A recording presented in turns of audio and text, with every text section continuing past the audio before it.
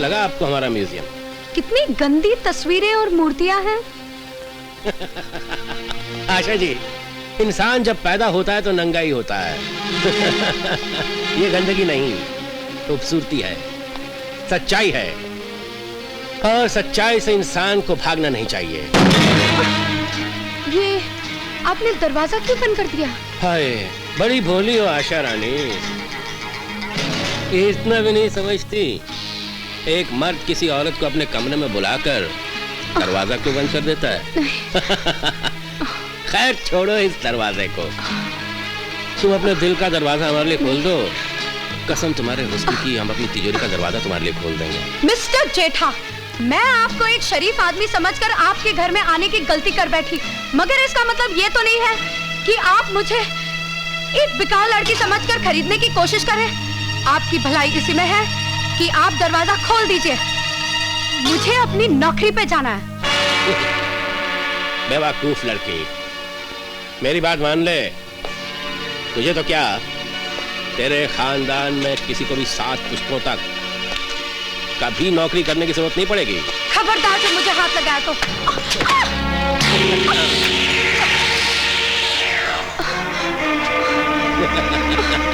नहीं नहीं नहीं नहीं नहीं, मुझे जाने दो। कहाँ जाएगी? नहीं नहीं।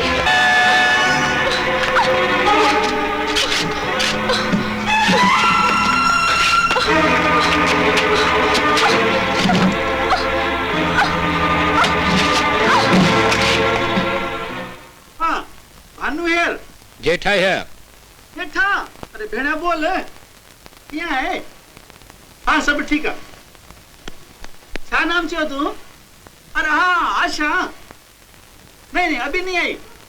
अच्छा ओके, वो बना दो, वो बना दो, बाद में बोलूंगा। Okay. May I come in, sir?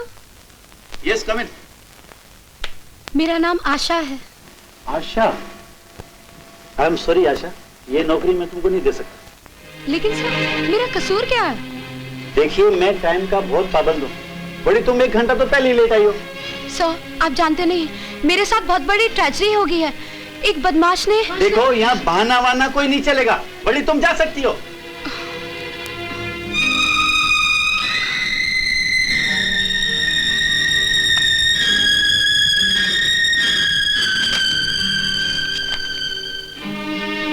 I am sorry miss आशा, आपके लिए मेरे पास कोई जॉब नहीं। सॉरी। प्लीज सर, मुझे कोई भी नौकरी दे दीजिए। आई एम सॉरी मैडम, आपने आने में देर कर दी। हम ये जॉब किसी और को दे चुके हैं।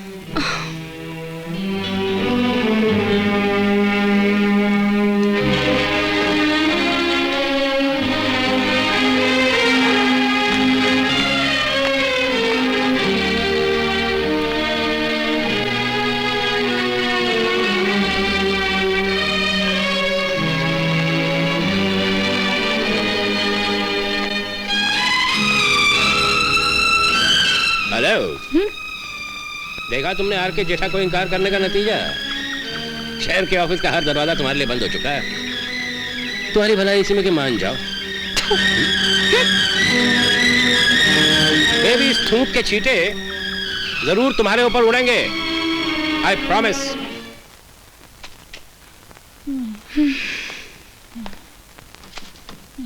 क्या बात है बेटी? हाँ? आज तो बहुत दुखी दिखाई दे रही है।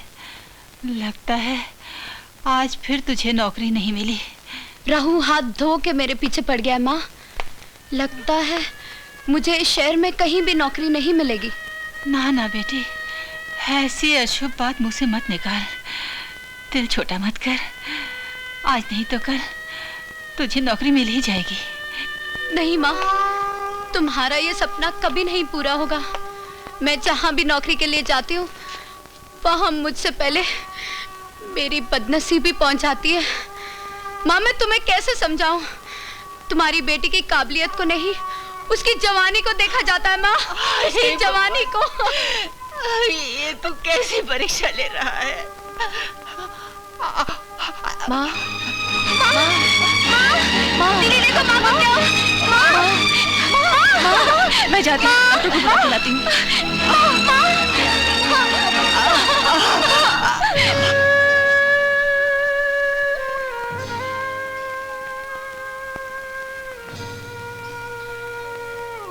डॉक्टर साहब, सब कुछ ठीक तो है ना? हल्का सा दिल का दौरा है इन्हें, अनजाना, लेकिन खतरनाक भी हो सकता है। मैं कुछ दवाएं और इंजेक्शन लिख देता हूँ, आप इन्हें जल्दी मंगवा लीजिए।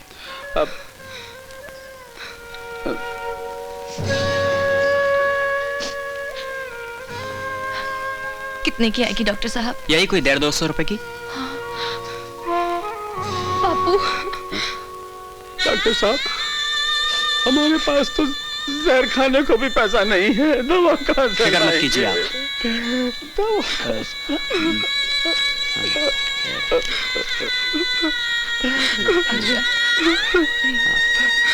ये लीजिए, आप दवाएं जल्दी लेकर आइए। थैंक यू डॉक्टर साहब। जल्दी जाइए। डॉक्टर साहब, आप हमारे लिए भगवान अरे हैं, ये क्या कर रहे हैं डॉक्टर आप? ये तो हम लोगों का फर्ज है।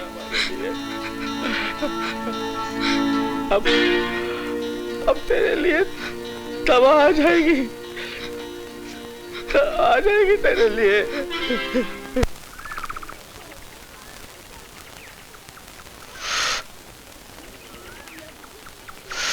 आ गई परी।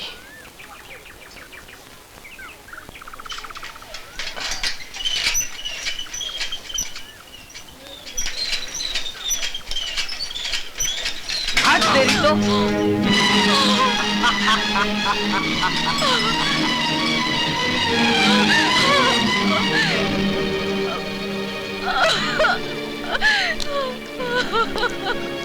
अरे क्या हो गया लक्ष्मी? मेरी माँ बहुत बीमार है। एक साइकिल वाले ने मेरी सारी दवाइयाँ गिरा दी। अब मैं क्या करूँ गोपाल? कितने की दवाइयाँ थी? 160। 160? लेकिन मेरे पास तो 60 रुपए भी नहीं है। भगवान करे तुम्हारी माँ का साया तुम्हारे सर से कभी ना उठे। अच्छा मैं चलता हूँ, बाय।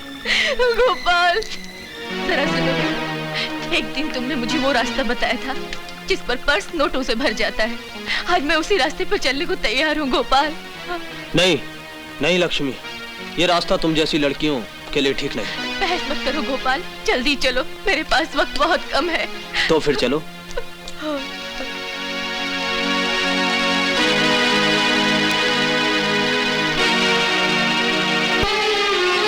बैठो।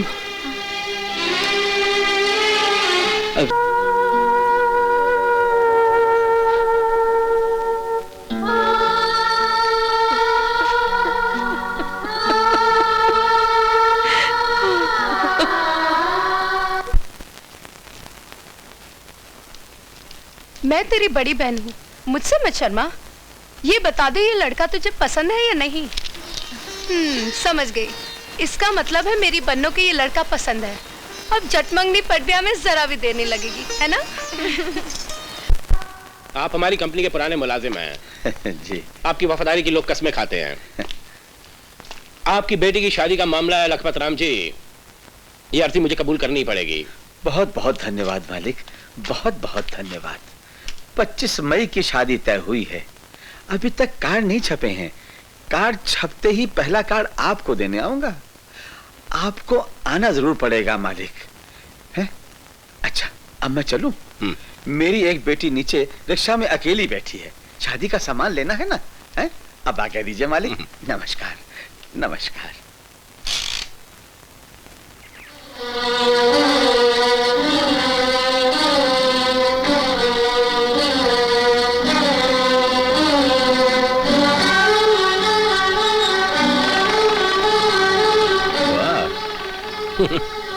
बाप जिसका नमक खाता है, बेटी उसी को आंखें दिखाती है।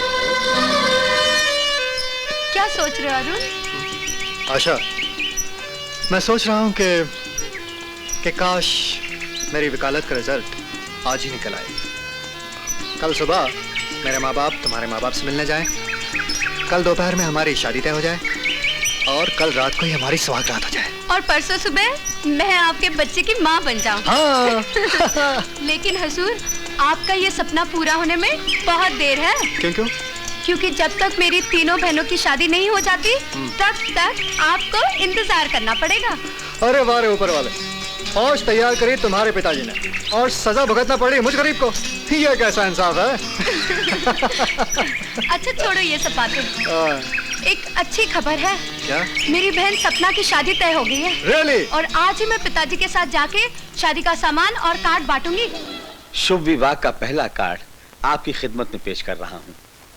आइएगा जरूर, आपके आने से अफसर की शोभा बढ़ जाएगी। अच्छा, तो आपकी बेटी का नाम सपना है? जी। ये वही लड़की है ना उस दिन आपके साथ उस रिक्शे में थी? नहीं सरकार, वो तो मेरी तीसरे नंबर की बेटी है। बेटी क्या सरकार, क्या बताऊं। कहती है जब तक मैं अपनी दोनों छोटी बहनों की शादी नहीं कर लूंगी मैं शादी नहीं करूंगी। पता नहीं भगवान कब सुनता है उसकी। अच्छा मालिक, मैं उम्मीद लगाए रहूंगा, आइएगा जरूर। एक मिनट ठहरिए लखपत राम जी, ये 5,000 मेरी तरफ से अपनी बेटी को दे दीजिए। दे दूंगा मालिक, जरूर दे दूंगा। आपकी भी तो बेटी जैसी है। मैं चलूं मालिक? आप इस वक्त कहाँ जा रहे हैं? मैं सरकार तारदेव जाऊंगा। तारदेव जा रहे हैं जी। वहाँ रास्ते में मर्केंटाइल बैंक पड़ता है जी। ये कंपनी के लाख रुपए जमा करवा दीजिएगा। हाँ। फौरन जमा करा दीजिए, मैंने चेक काटे हुए हैं। देर नहीं होनी ना चाहिए। रखिए मालिक, मैं जमा करवा दूंगा।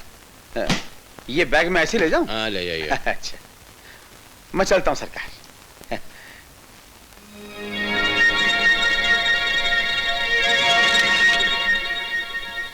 हेलो जग्गा। जग्गा आने वाला है वो भी। हाँ? जग्गा आ गया साला बुड्ढा। चलो पीछा करते हैं। बोल।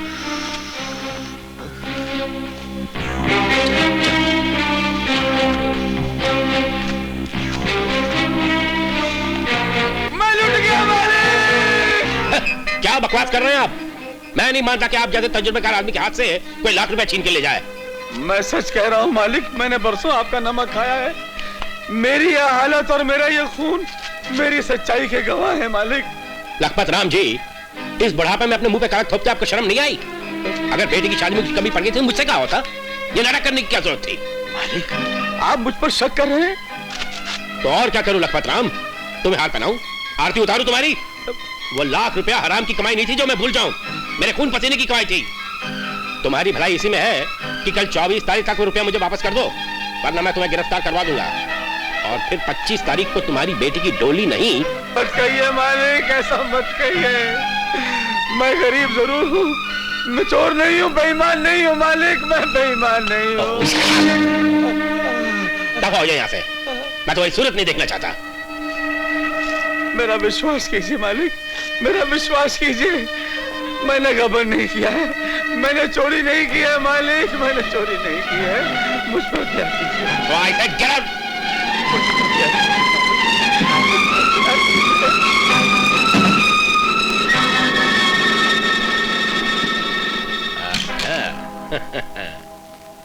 आवाज जग्गा, ये लो तुम्हारी हड्डी।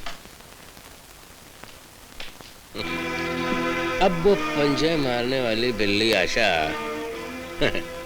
तुम हिलाते हमारे पास चली आएगी।